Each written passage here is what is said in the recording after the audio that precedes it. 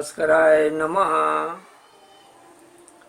पुण्यार्कृति channel पर सभी दर्शकों को कमलेश पुण्यार का सादर अभिनंदन। बंधुओं, मग संदेश श्रृंखला में परिधान विषयक कुछ बातें चल रही हैं। हमारा परिधान कैसा हो,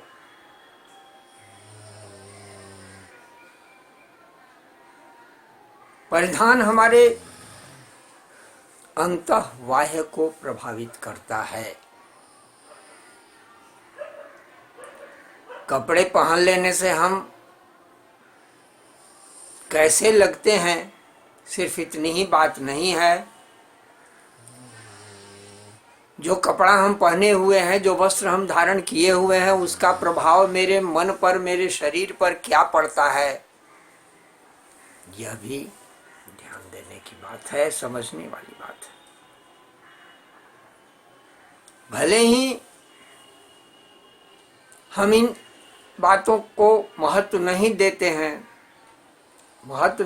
हैं इसलिए कि जानते भी नहीं है, समझते भी नहीं है कि इसका भी क्या। कपड़ा बस इतना ही कि हाँ, कपड़ा पहन लिए, वस्त्र ढक गया, हम देखने में बहुत सुंदर लग रहा है। हमारी भारतीय संस्कृति, हमारे सनातन संस्कृति की ये परंपरा रही है कि हर छोटी छोटी बातों को भी वो बहुत बारीकी से उन पर ध्यान दिया है, बहुत सूक्ष्मता से उस पर विचार किया है और लंबे अनुभव के आधार पर कुछ अंकन किया है, कुछ निर्देश दिया है।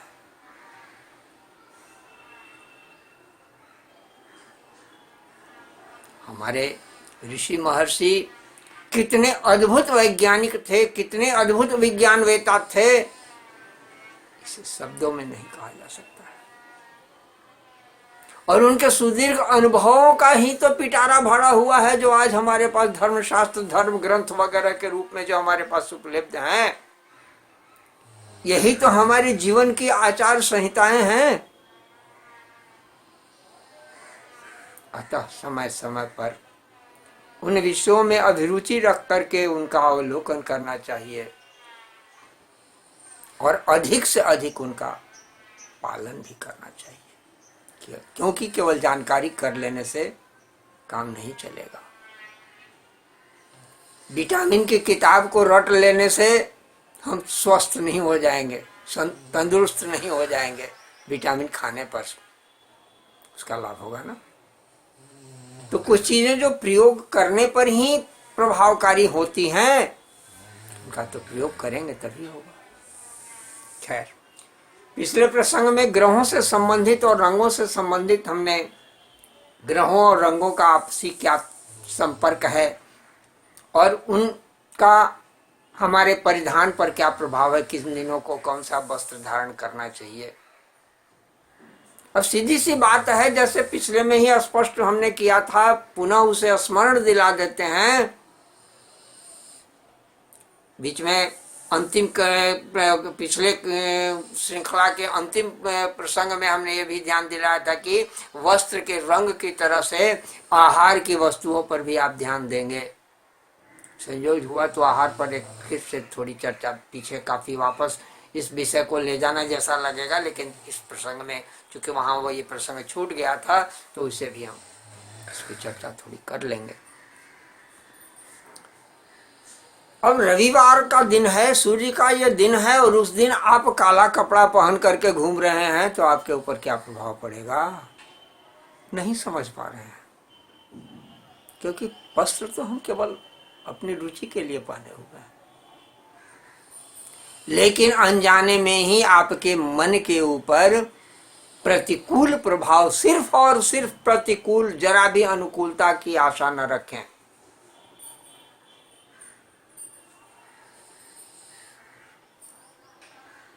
काले वस्त्र तो भूल करके भी धारण न करें, लेकिन अभी क्या करेंगे।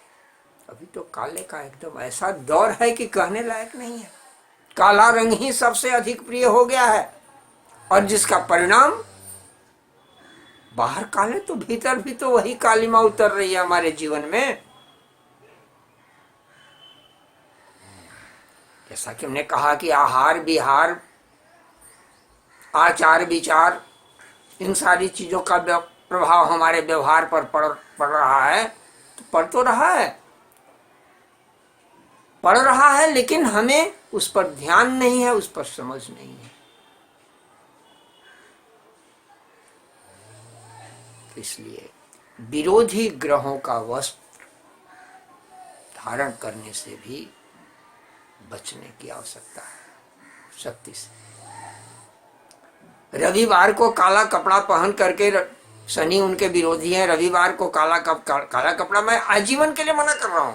कभी कभार भूले बैठ कर पहन लिए, लेकिन तब तक एक बात है कि अगर काला कपड़ा आप खरीद रहे हैं, कीमती कपड़ा है, तो उसको तो बार बार पहनेंगे। खरीदते समय इस बात का ध्यान रखें कि बिल्कुल काला वस्त्र न पहने। जो लोग पहन रहे हैं पहनने दीजिए, उनकी चिंता मत कीजिए। देखा देखी, मैं बार बार कहता हूं कि देखा देखी के चक्कर में अपने समाज को बर्बाद मत कीजिए, अपनी परंपरा को ध्वस्त मत कीजिए। ये देखा देखी ही सबसे बड़ी, ये कोरोना से भी ज्यादा घातक बीमारी है। इसलिए अपने बुद्धि विवेक का प्रयोग करें हर बात में। आप अपने को यदि प्रबुद्ध कहते हैं कि नहीं भाई हम मग हैं, हम शाकदीपीय हैं, तो इसका ध्यान तो रखना होगा, अन्यथा फिर क्या अंतर पड़ता है अन्य में और आप में।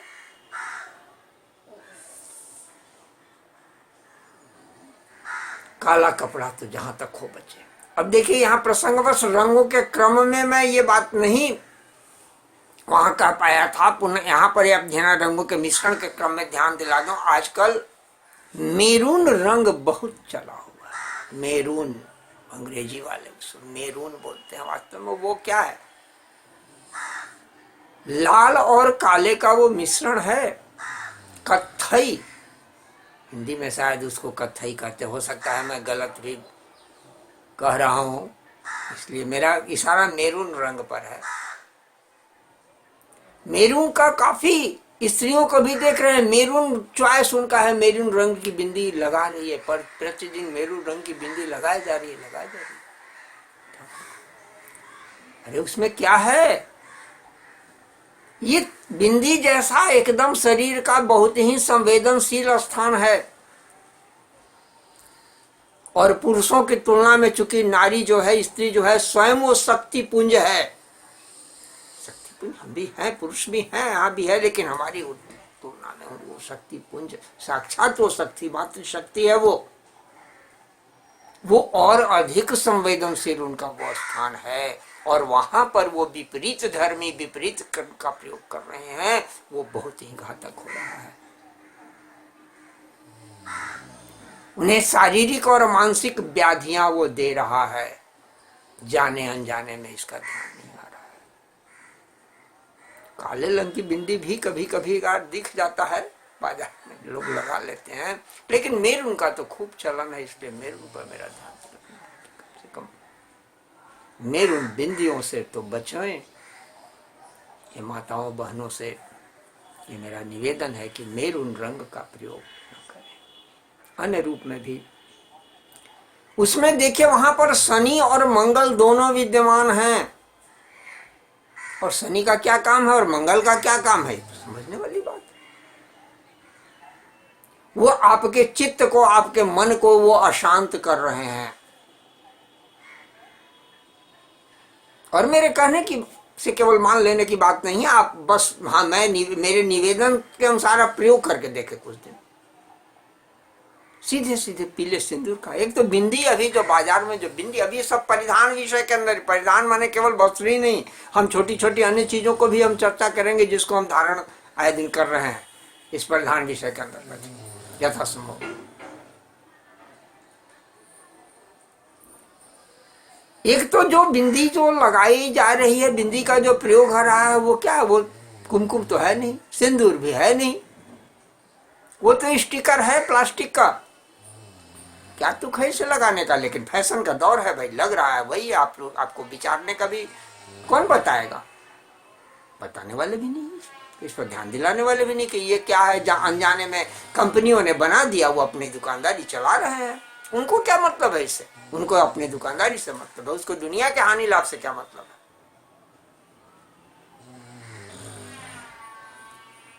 तो उचित तो ये होगा कि सीधे लाल या पीले रंग के सिंदूर का प्रयोग करें। जो भी बाजार में सिंदूर उपलब्ध है उसका बिंदी लगावें। मेरून, खास करके मेरून से बचें, मेरून रंग प्रयोग न करें।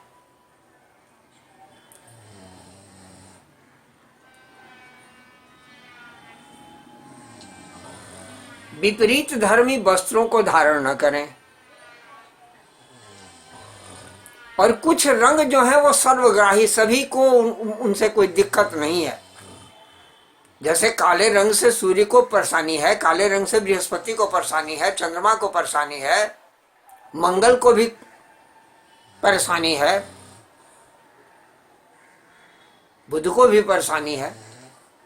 काला तो काले से तो बिल्कुल बचने की आवश्यकता है।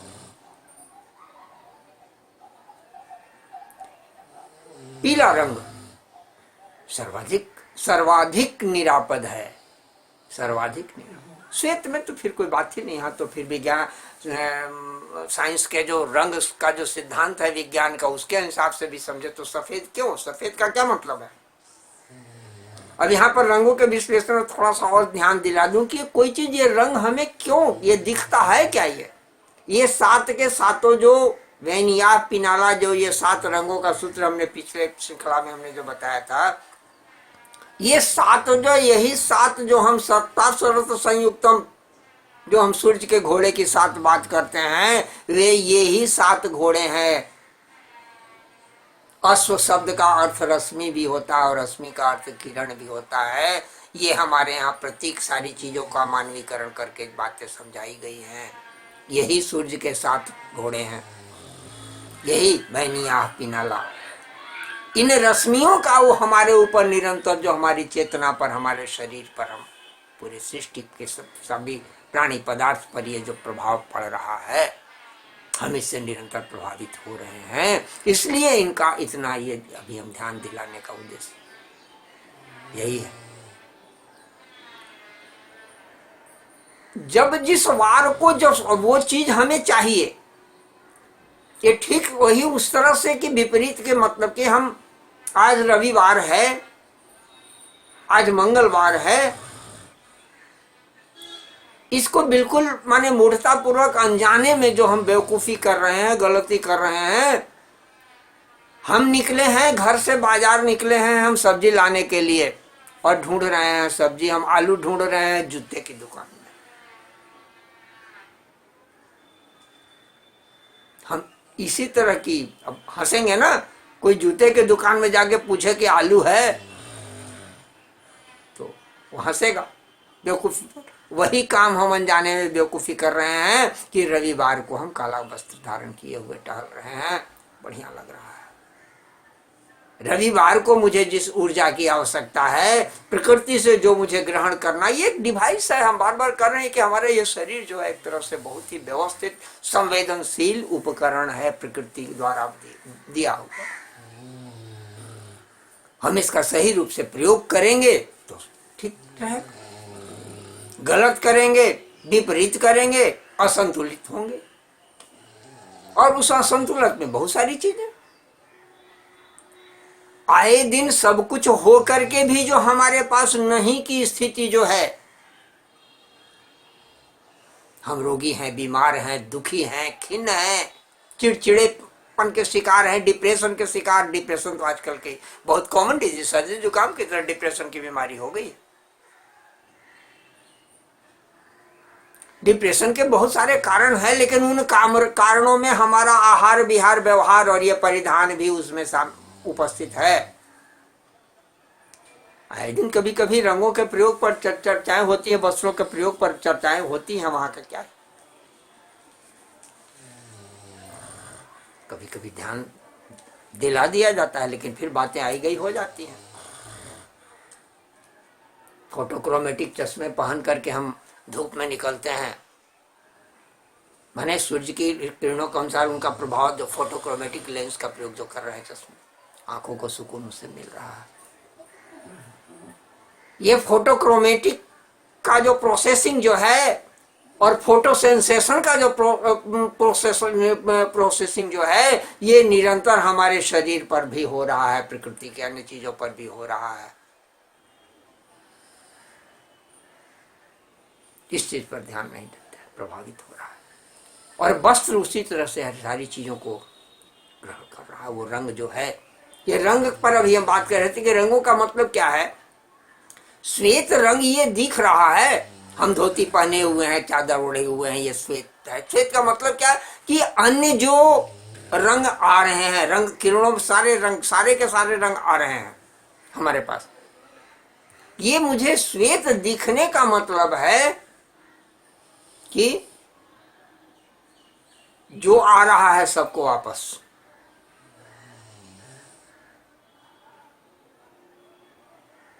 सबको लौटा दे रहा है यथावत।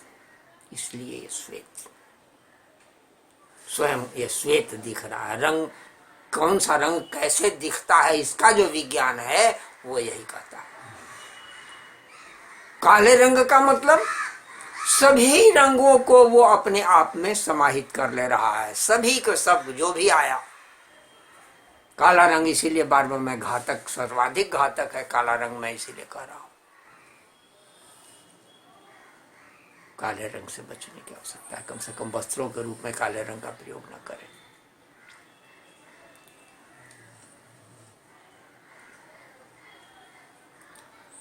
दिन के अनुसार अगर वस्त्रों का प्रयोग चयनित करते हैं, प्रयोग करते हैं सही ढंग से चयन करके, तो आप काफी मानसिक रूप से तो कम से कम बहुत जल्दी इसका अनुभव कर लेंगे, मानसिक शांति। आप प्रयोग करके इसको देखिए। आप 10 दिन लगातार घर में पीले रंग का चादर बिछा करके, हरे रंग का चादर बिछा करके, हरे घर में एक नीली बत्ती है, डॉक्टर लोग भी कभी कभी सुझाव देते हैं ये हरे रंग का नाइट बल्ब आप लगा करके कमरे में सोइए, सो के देखिए। लाल रोशनी, लाल रंग का तेज रोशनी रहे और आप सोइए। अलग अलग रंगों का प्रयोग करके आप अपने ऊपर देखिए, कुछ बातें समझ में आ जाएंगी। रंग का एक स्वतंत्र विज्ञान है, रंग चिकित्सा पद्धति भी है। केवल रंगों के आधार पर हम पूरी चिकित्सा कर सकते हैं। खैर यहां भी हम परिधान पर केवल बातें कर रहे हैं, तो परिधान पर मेरा ध्यान दिलाना है कि कम से कम 7 रंगों का विचार कर, दिनों का विचार करते हुए अपने वस्त्रों का चुनाव करें। रंगीन पहनना है तो, और अधिक से अधिक श्वेत वस्त्र का, श्वेत वस्त्र की तो अपनी अलग महत्ता है। ये सब कुछ वो नहीं ले रहा है, कुछ तो कूड़ा करकट उठा ही नहीं रहा है। जो चारों तरफ जो फैल चीजें जो हैं, अच्छी चीजों को भी वापस कर रहा है, बुरी चीजों को तो वापस कर ही रहा है। अच्छी जब कहेंगे कि तब तो ये तो हमको नुकसान हो रहा है, अच्छी चीजें भी हमारी वापस चले जा रही हैं। तो अब इसके पीछे अलग कारण, अन्य चीजें होंगी, लेकिन श्वेत वस्त्र की अपनी जो मर्यादा है, श्वेत वस्त्र सर्वाधिक निरापद है। पीत वस्त्र के साथ भी वही है, वहां एक तो वो गुरु बृहस्पति का वो वस्त्र है, रंग है, वो काफी निरापद है। समय अनुसार बीच बीच में रक्त वस्त्र का प्रयोग आप कर सकते हैं। इसमें विशेष करके इस महिलाओं के लिए रक्त और पीत जो है सो उनके लिए सर्वाधिक अनुकूल है। हाँ, समय पर कभी कभी, जैसे अभी हमने पिछले श्रृंखला में हमने महादशाओं की, हमने ग्रहों की दशाओं की बातें हमने की कि दशा के क्रम में विचार करके भी अगर इनका प्रयोग, अगर आप रंगों का प्रयोग करके आप अपना वस्त्र प्रयोग रंगों के अनुसार, ग्रहों के रंगों के अनुसार आप वस्त्रों का प्रयोग अगर करते हैं तो उससे भी आपको काफी अनुकूल स्थिति आपके लिए बनेंगी। अन्य कुछ उपाय हम न भी करते हो, केवल हम रंगों का प्रयोग वस्त्रों के आधार पर हम केवल कर रहे हो, तो उससे भी हमें काफी राहत मिलेगी, काफी लाभ मिलेगा। एक ये है। तो मुख्य बात है कि प्रतिकूलता का कभी चुनाव, प्रतिकूल रंग का चुनाव वस्त्र के मामले में कभी न करें। और काला छोड़ करके शेष सबको हम ग्रहण कर रहे हैं समय अनुसार। पीले कपड़े आप अधिक पहने, श्वेत सफेद कपड़े अधिक पहने, या इसमें फिर हल्के सेट वाले, अब सेट बहुत तरह के हैं, तदनुसार माने ये विचार रंगों का मूल सिद्धांत हमने स्पष्ट कर दिया। अब जो जिनका जो रंग है उसके अनुसार जो शेडिंग होगी, शेडिंग का मतलब ये है कि उसमें किसमें किसका मिश्रण, तो तदनुसार आपके शरीर और आपके मन के ऊपर आपके वस्त्रों का प्रभाव पड़ना है।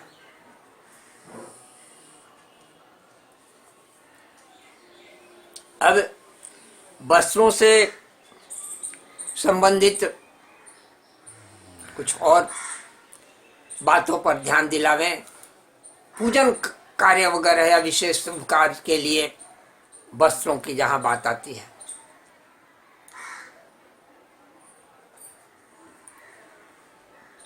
आम रूप से कोई भी अनुष्ठान पूजा में जो आप लगे हुए हैं उसमें, या नित्य दैनिक पूजन आप कर रहे हैं जो, उस क्रम में भी पीत वस्त्र का प्रयोग सर्वोत्तम है।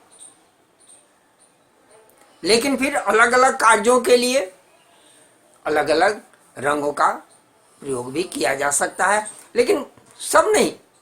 अब ऐसा नहीं है कि आप बुध का जप करने बैठे हैं तो आप हरे रंग का धोती पहन करके, हरे रंग की साड़ी पहन करके ये करें। लेकिन हाँ, बुधवार को अगर आप हरे रंग का वस्त्र का प्रयोग करते हैं तो लाभदायक होगा। लेकिन जहां अनुष्ठान करने की जो बात है, अच्छा, पिछले कड़ी में भी हमने ये स्पष्ट किया कि पीत तो पीत सर्वग्राह्य होते हुए भी, लेकिन बगला का अनुष्ठान कर रहे हैं तो बगला के पीत में और बृहस्पति के पीत में फर्क है, ये अंतर है। वहां पीत में किंचित आंशिक रूप से रक्त की मात्रा है, माने हल्दी को तोड़ने के बाद, कच्चे हल्दी को तोड़ने के बाद भीतर में जो उसका रंग आपको मिलता है वह रंग जो है वो बिल्कुल हरिद्रा, उस हरिद्रा की बात की गई। तो इस तरह से अनुष्ठान विशेष में देवी की उपासना क्रम में आप हैं, रक्त वस्त्र धारण कर सकते हैं, कोई दिक्कत नहीं है उपासना क्रम में ही। लेकिन अभी आए दिन जो फैशन के दौर में अभी जो चलन, जो अजीब तरह से परंपरा जो चल गई है, अब उस क्रम में थोड़ा सा हमको वस्त्रों पर ध्यान दिलाना। उस टिप ये लगेगा कि ये तो भाई एक धार्मिक रूप से आप कटाक्ष कर रहे हैं, लेकिन कटाक्ष करना फिर मेरा उद्देश्य नहीं है। फिर उद्देश्य मेरा उद्देश्य है कि आडंबर विहीन हो, दिखावेपन से बचें, और जो आवश्यक है उस पर मेरा ध्यान दिलाना है कि आप जाने अनजाने में आप क्या किए जा रहे हैं, जरा विचार तो कर लीजिए। अन्य की चिंता क्यों कर रहे हैं, अन्य की देखा देखी के चक्कर में आप क्यों पड़ रहे हैं। आप विचारवान अपने को कहते हैं, तो विचारवान का मतलब क्या होता है, विचार करने वाला विचार तो कीजिए, औरों पर नहीं विचार करते हैं, कम से कम अपने लिए तो विचार कीजिए। तो इस संबंध में मैं परिधान पर यह मैं ध्यान दिलाना चाहता हूं कि रक्त परिधान आप कमरे में बैठ करके अनुष्ठान कर रहे हैं, कोई दिक्कत नहीं है। आप लाल वस्त्र धारण करके आप देवी की उपासना करें, कोई हर्ज नहीं है, कोई दिक्कत नहीं है, कोई परेशानी नहीं है। किंतु रक्त वसन में आप बाहर निकल रहे हैं, आप हमेशा रक्त परिधान में रह रहे हैं, आप अपने पास वाले के लिए, आपके समीप से जो व्यक्ति गुजर रहा है उसके लिए वह हानिकारक है। ये बहुत, अब क्यों, कैसे, कितना हानिकारक है, ये रंग विज्ञान का बहुत ही गहन विचारणीय विषय है। और बहुत सी चीजों को अगर योग और तंत्र की भाषा में फिर हम अगर शैली में समझाना चाहेंगे तो समय भी अधिक लगेगा और प्रायः बातें ऊपर ऊपर निकलने वाली भी हो जाएंगी, बेतुका लगेगा कि ये क्या बोल रहे हैं।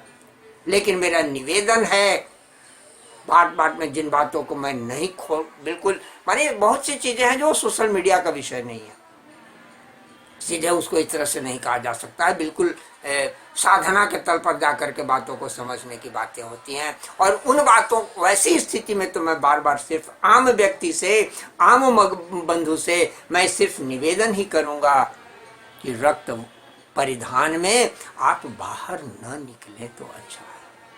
अनुष्ठान करने के लिए मैं मना नहीं कर रहा हूं, हालांकि फिर मैं फिर लौट करके वहां फिर मग की बात हो रही है तो मग पर आ रहा हूं कि मग को, उसको वस्त्र की आवश्यकता क्या है। आप शाकदीपीय हैं, आप सूर्य उदयकालीन सूर्य के रंग का वस्त्र, धोती और चादर ग्रहण करें, उस रंग को पहन के, उस वस्त्र को पहन करके अभी आप बाहर भी निकल रहे हैं, कोई कठिनाई नहीं है। हालांकि नियम ये कहता है कि अनुष्ठान में प्रयोग किए जाने वाले वस्त्र को पहन करके आप बाहर न निकला करें। आपके शरीर जिस तरह से ऊर्जान्वित हो रहा है, उस वस्त्रों में भी प्रभाव उसका संचित हो रहा है। अनुष्ठान का वस्त्र सिर्फ अनुष्ठान के लिए रहने दें, पूजन का वस्त्र सिर्फ पूजन के लिए रहने दें, बाहर निकलने का वस्त्र बाहर के लिए रहने दें, तो ये ज्यादा अच्छा होगा। परिधान विषय में इस बात का ध्यान दिलाना ये आवश्यक है। तो रक्त परिधान भी आप न धारण करें तो अच्छा है। अनुष्ठान क्रम में अगर आप धारण करते भी हैं तो उस वस्त्र को पहन करके बाहर विचरण न करें। इससे आप अन्य का, अपना तो नुकसान नहीं करते हैं, लेकिन रक्त परिधानधारी जो हैं उनके ऊपर जिनकी दृष्टि जाती है उसका वो अनिष्ट कर रहे हैं अनजाने में ही। ये उनको पता भी नहीं होता है कि इससे भी किसी का अनिष्ट हो रहा है। तो कम से कम दूसरे के अनिष्ट से तो आप बचें, ये आपका तो धर्म बनता है, कर्तव्य बनता है। तो जिस तरह से मैं काले वस्त्र को हर व्यक्ति को धारण करने के लिए मैं निवेदन कर रहा हूं कि धारण न करें, उसी तरह से रक्त वसन के संबंध में, रक्त परिधान के विषय में यह कहना है कि धारण यदि आप कर ही रहे हैं, काले की तरह निषेध नहीं कर रहा हूं, लेकिन यदि आप कर ही रहे हैं तो सिर्फ अनुष्ठान के रूप में करें, अपने कक्ष में करें, पूजा स्थल पर करें, बाहर इसे निकल कर न निकले इस तरह के परिधान। पीत जो है वो निरापद है, श्वेत जैसे कहे अन्य वस्त्र अब जो निरापद है, बिल्कुल नहीं, कहीं वहां पर कोई दिक्कत नहीं है। पीला आप साड़ी पहने हैं, धोती पहने हैं, पीला पैंट शर्ट ही पहने हुए, जो पहने हो बढ़िया, अपने लिए भी अच्छा है, आपके बगल में जो है आपको जो देख रहा है उसके ऊपर भी उसका दुष्प्रभाव नहीं पड़ रहा है। लेकिन काले वस्त्र वाले जो हैं वो स्वयं के लिए भी घातक हैं और दूसरे के लिए भी घातक हैं। ध्यान दें, काले वस्त्र वाले स्वयं के लिए भी घातक हैं, दूसरे के लिए भी घातक हैं। लाल वस्त्र वाले स्वयं के लिए घातक नहीं हैं, दूसरे के लिए घातक हैं। पीले और सफेद वस्त्र वाले न अपने लिए घातक हैं और न दूसरे के लिए घातक हैं।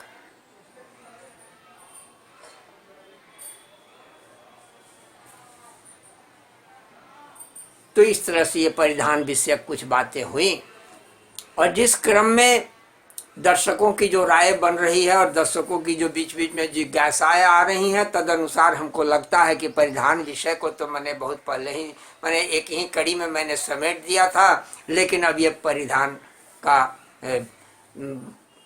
आगे सिलसिला अभी लग रहा है कि और भी थोड़ा चलाना पड़ेगा, लोगों की जिज्ञासाओं का शमन करते हुए उन्हें समझाने के क्रम में। परिधान विषय पर अगली कड़ी में हम लोग की कुछ और भी बातें होंगी। आप नियमित रूप से इस श्रृंखला में उपस्थित होते रहिए, और जिस तरह से आपने अपने विचार व्यक्त किए, विचार व्यक्त करते रहिए, जिस माध्यम से भी, तो तदनुसार आपके विचारों का स्वागत करते हुए यथासंभव उनकी व्याख्या, विश्लेषण करने का मैं प्रयास करूंगा।